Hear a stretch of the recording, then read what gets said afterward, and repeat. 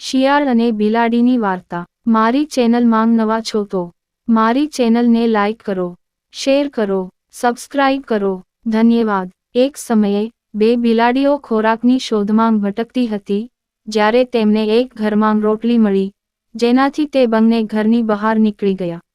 બહાર આવ્યા પછી બંને એકબીજામાં લડવા લાગ્યા।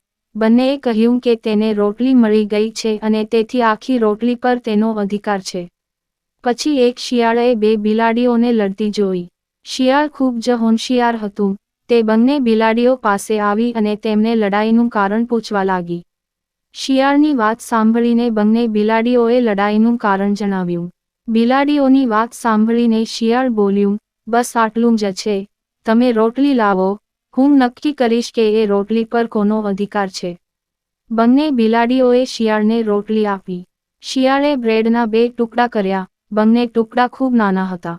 શિયાળ બોલ્યું, હું તેને ફરીથી બનાવીશ, અને તેણે બ્રેડના મોટા ટુકડાનો થોડો ભાગ ખાધો, જેનાથી તેણે તે જ પ્રક્રિયાને ફરીથી પુનરાવર્તિત કરી અને આ રીતે ફક્ત બ્રેડનો એક નાનો ટુકડો બાકી રહ્યો। આ જોઈને બિલાડીઓને પોતાની ભૂલ સમજાઈ અને શિયાળને કહ્યું, તું છોડી દે, આપણે સાથે ખાઈશું। શિયાળે રોટલીનો છેલ્લો ટુકડો મોંમાં મૂક્યો અને કહ્યું કે આ તો ન્યાય કરવાની ફી છે। આ રીતે શિયાળે આખી રોટલી ખાધી અને બિલાડીઓ તેના ચહેરાને જોતી રહી।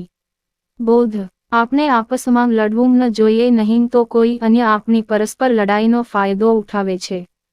પૂરી વાર્તા સાંભળવા માટે ધન્યવાદ।